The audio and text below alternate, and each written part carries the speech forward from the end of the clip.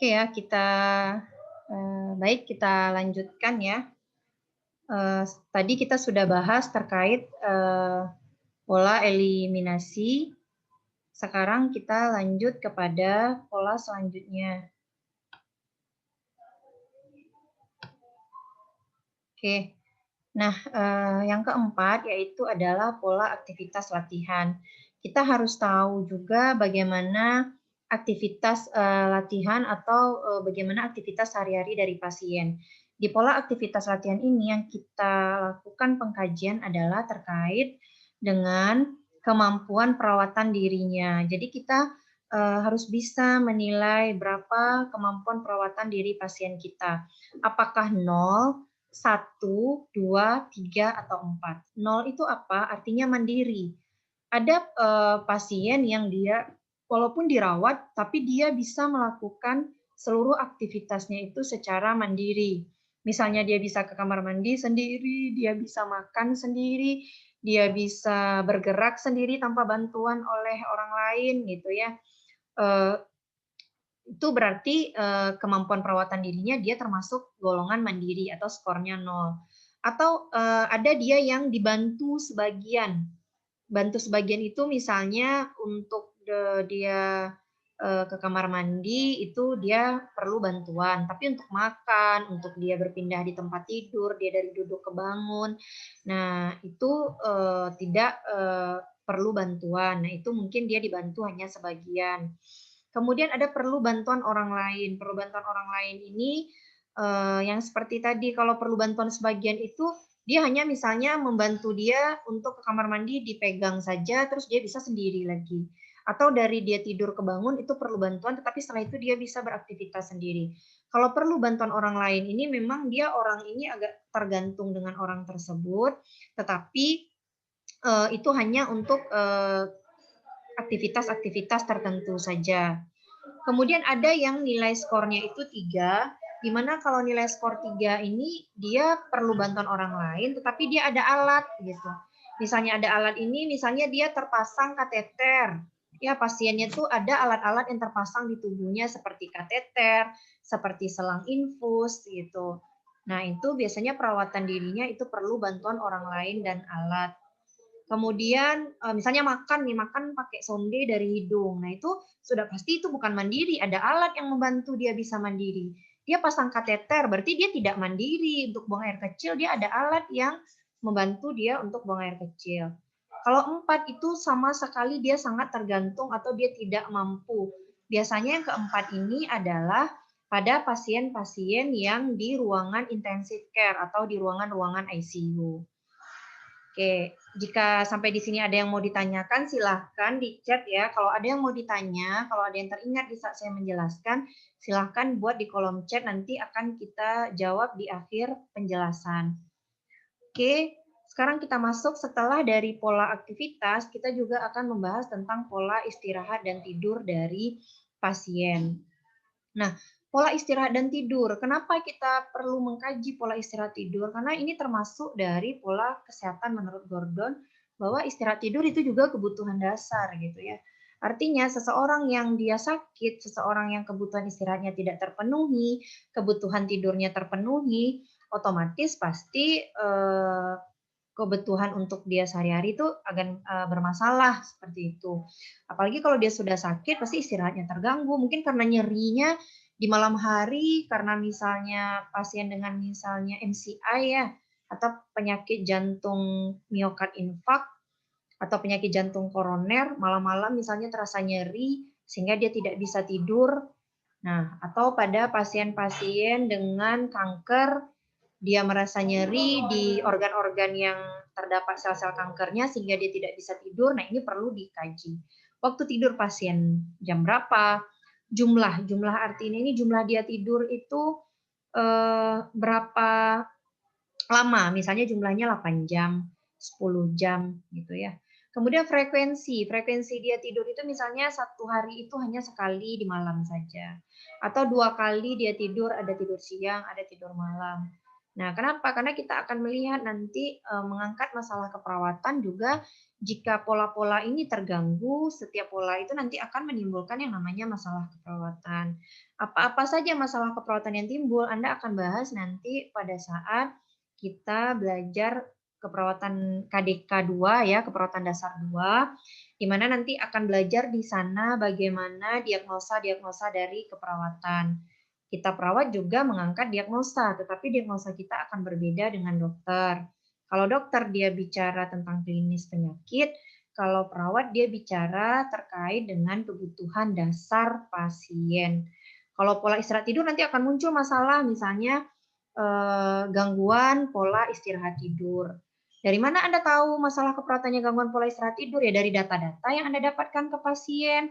Waktu tidurnya kurang, waktu tidurnya cuma frekuensi tidurnya cuma sekali, waktunya juga cuma 4 jam mungkin, waktu tidurnya juga udah malam. Nah ini kualitas maksudnya ya, kualitasnya bagaimana? Sering terbangun nggak dia di malam hari? Nah ada pasien katanya mau udah tidur dari siap maghrib tidur atau siap isya tidur, tetapi kualitas tidurnya itu dia tidurnya itu hanya sebentar terbangun, sebentar terbangun. Nah artinya kualitas tidurnya juga tidak baik gitu. Kemudian insomnia. Insomnia nggak pasiennya? Susah tidur nggak? Kemudian somnobulisme. Somnobulisme itu apa, Bu? Dia punya kebiasaan tidur berjalan nggak di malam hari? Nah, itu tanya gitu ya. Mungkin dia nggak tahu, keluarganya tanyakan gitu.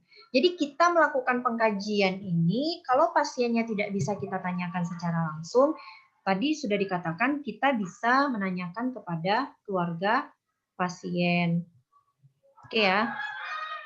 Oke, kemudian setelah itu kita akan mengkaji terhadap pola persepsi kognitif. Nah, ini yang tadi dikatakan bahwa Gordon tidak saja memikirkan secara bio, tetapi bio, psikososial, dan spiritual. Psikologis, persepsi dia secara kognitif, nah itu juga perlu kita lakukan pengkajian.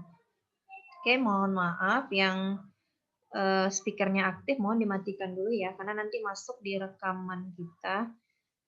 Oke, nah apa yang perlu kita kaji di persepsi kognitif? Nah, karena ini terkait dengan fungsi dari kognitif, berarti fungsi otak juga. Nah, kita juga mengkaji pertama status mental. Yang status mental pasien gimana? Sadar nggak dia? Kemudian afasia nggak dia? Ya, afasia itu kesulitan, gagap, orientasi nggak dia atau bingung? Ya, orientasi berarti apa yang ditanya dia tahu gitu ya. Atau dia tidak ada respon. Sama sekali kayak orang koma, ya itu nggak ada respon sama sekali gitu. Atau dia bingung, ditanya A, jawabannya entah kemana-mana, dia hanya ngomong-ngomong aja. Nah itu orang biasanya udah penurunan kesadaran. Nah biasanya pada pasien-pasien yang cedera kepala, misalnya bisa kecelakaan, akhirnya dia mengalami yang namanya CKD atau cedera kepala. Nah itu bisa status mentalnya juga akan terganggu. Bicaranya gimana? Normal nggak? Gagap nggak? Afasia kah dia atau kesulitan bicara atau ada blocking di saat dia bicara tuh kayak apa ya? Ada yang ngeblok, ada yang nahan gitu. Kemudian bahasa yang dia gunakan apa? Bahasa daerah kah? Bahasa Indonesia kah? Nah, itu perlu kita gali juga baik kepada pasiennya langsung atau kepada keluarganya. Kemudian dia mampu nggak mengartikan sesuatu? Karena kita bicara kognitif, kita bicara terkait dengan kemampuan otaknya juga, kognitifnya. Nah, dia bisa mengartikan sesuatu nggak, paham nggak dia apa yang kita sampaikan gitu. Misalnya, kalau kita bertanya A, dia tahu nggak gitu. Nah, atau kita bertanya A, dia jawab tak kemana-mana, dia artikan tak apa-apa. Nah, itu berarti dia juga sudah mengalami yang namanya gangguan pola persepsi kognitif. Kemudian pendengaran. Pendengaran pasien gimana? Normal nggak? Terganggu nggak? Sebelah kanan atau sebelah kiri? Ada tuli nggak? Gitu. Atau ada tinnitus nggak? Ada suara kayak berdenging gitu ya. Kemudian dia pakai alat bantu pendengaran nggak? Nah, itu kita kaji. Penglihatan juga normal tidak? Pakai kacamata atau lensa kontak? Atau dia buta? Atau misalnya dia penglihatannya itu seperti strabismus. Jadi ada orang yang matanya kayak juling ya. Juling itu namanya strabismus. Nah, itu Anda perhatikan juga gitu. Kemudian vertigo, ya kayak orang vertigo itu kayak yang berputar-putar, kalau dia berdiri semua berputar, sehingga atau sampai kadang muntah, nah itu disebut vertigo. Kemudian manajemen nyerinya juga ditanyakan gitu. Manajemen nyeri itu apa, Bu? Bagaimana cara dia mengatasi nyeri? Misalnya dia sekarang sakit, itu sakitnya itu ada nyerinya, memang ada terasa nyeri. Misal orang kanker, kemudian terasa nyerinya sangat hebat. Tanya, Bu, biasanya kalau nyeri Ibu sangat hebat sekali, apa yang Ibu lakukan? Misalnya seperti itu. Terus kalau dia tidak bilang tidak melakukan apa-apa, hanya minum obat saja, berarti manajemen nyerinya yaitu dengan obat-obat farmakologi. Atau misalnya dia misal kalau nyeri minum air hangat, atau dia tarik nafas dalam, nah itu ditanya gitu. Sehingga nanti kita tahu apakah pasiennya pernah melakukan manajemen nyeri atau tidak.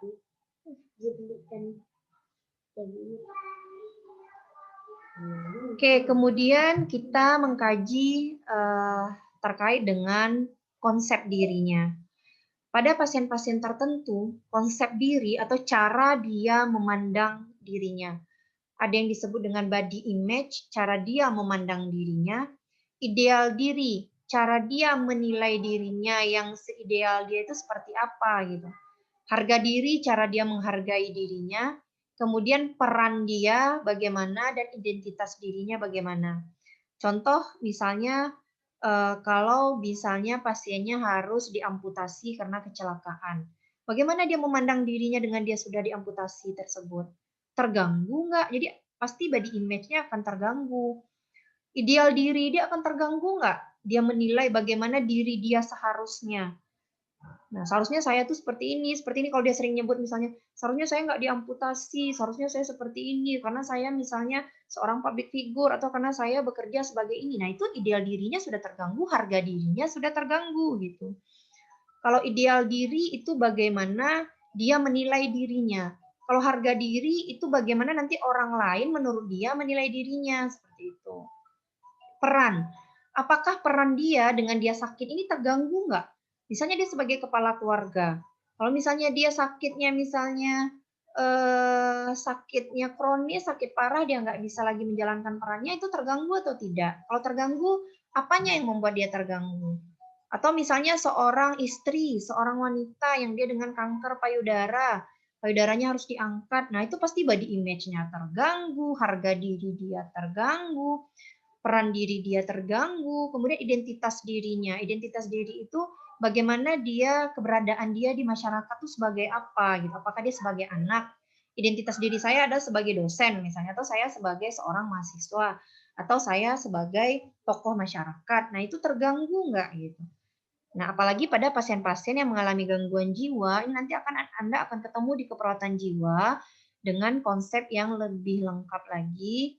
Karena biasanya orang-orang yang terganggu jiwanya itu adalah orang-orang yang pola persepsi dia terhadap konsep dirinya sudah mulai terganggu.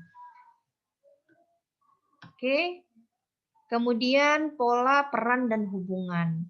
Kita juga harus mengkaji bagaimana peran dan hubungan terkait status perkawinannya, pekerjaannya, kualitas bekerjanya gimana dengan dia sudah sakit, udah sebulan berhenti, udah nggak bekerja lagi, gitu. Terus sistem dukungan keluarganya gimana, gitu. Pasangannya gimana, apakah meninggalkan dia, apakah mensupport dia, atau malah dengan dia sakit ini keluarga tidak peduli, gitu ya.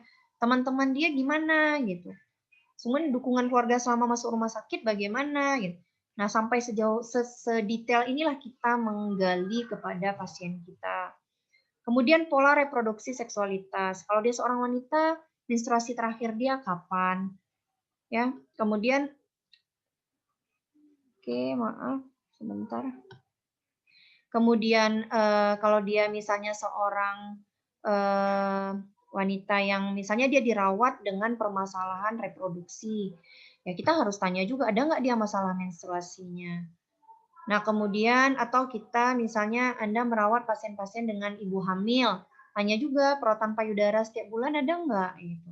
Nah kita remaja pun perlu memperhatikan kesehatan reproduksi. Anda harus melakukan perawatan payudara juga. Kenapa? Kita harus memeriksa dari sekarang, sadari ya. Kita harus tahu bagaimana mendeteksi sedini mungkin adanya FAM atau benjolan di payudara. Atau bagaimana kita mengetahui kesehatan reproduksi kita, menstruasi kita teratur tidak. Jangan-jangan Anda menstruasi sekali 3 bulan, dan sekali menstruasi cuma sebentar, darah yang keluar tidak lancar, atau darah yang keluar itu berbau amis. Nah itu jangan disepelekan gitu ya, karena itu terkait dengan kesehatan reproduksi. Gitu juga pasien gitu. Nah, kemudian hal-hal yang agak sensitif mungkin pola seksual selama di rumah sakit. Nah, ini mungkin kita perlu tanya, mungkin secara ini juga pasti orang akan terganggu gitu ya, nggak perlu juga kita tanya, pastilah pola dia seksual selama di rumah sakit itu udah pasti terganggu ya, karena dengan sakitnya. Jadi kalau hal-hal yang sifatnya agak sensitif, kita menanyakan kepada pasiennya juga harus perlu kehati-hatian juga dalam berkomunikasi. Kemudian ada kajian pola coping ya, ini 2 terakhir. Copingnya bagaimana? Apa tuh coping, Bu? Coping itu pola pertahanan diri kita. Pola pertahanan diri kita terhadap suatu stresor.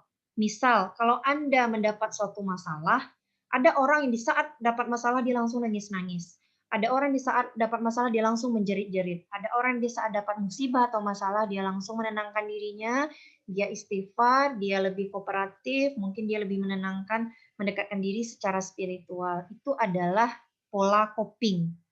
Nah, perlu kita tanyakan, masalah utama dia selama masuk ke rumah sakit apa?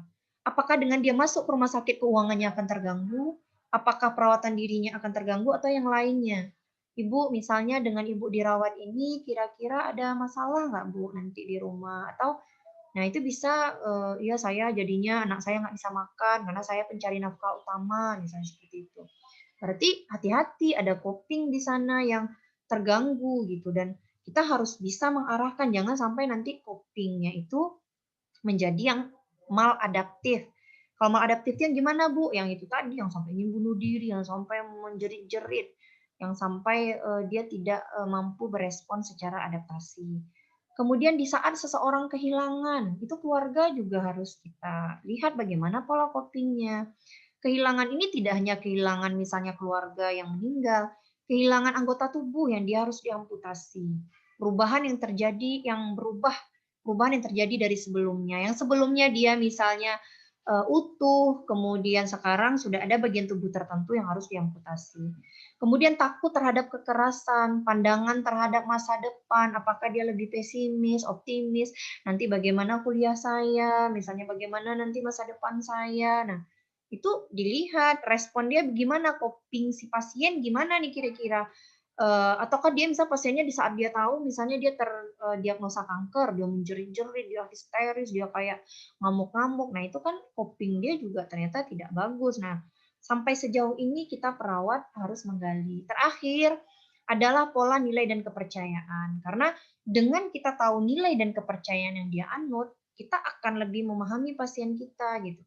Oh, dia agamanya seperti apa, kemudian larangan di agamanya bagaimana. Jadi kita tidak bisa mendiskreditkan, oh ini agama Islam, ini non-Islam, ini tidak bisa. Kita perawat tanpa memandang perbedaan. Siapapun klien kita, pasien kita itu harus diperlakukan sama tanpa membeda-bedakan berdasarkan ras, ya, agama, suku bangsa, dan lain sebagainya. Kalau memang dia butuh, misalnya dia kebetulan Anda merawat seorang pasien yang non-Muslim, terus karena dia penyakitnya kronis, penyakitnya adalah penyakit-penyakit yang kayak kanker misalnya, terus dia butuh seorang rohaniawan selama di rumah sakit, ya kita fasilitasi. Kita boleh tanya keluarga, siapa kira-kira pendetanya, boleh datang misalnya. Atau kalau misalnya dia memang butuh misalnya guru rohani, atau dia biasanya punya ustadz, punya guru khusus untuk tempat dia mengaji, mungkin dia ingin didatangkan, silahkan. Atau dia ingin ditelepon mungkin untuk menenangkan dirinya, ya kita fasilitasi. Ya. Oke, silahkan ada yang mau ditanya sampai di sini. Oke, mungkin coba Ibu lihat dulu.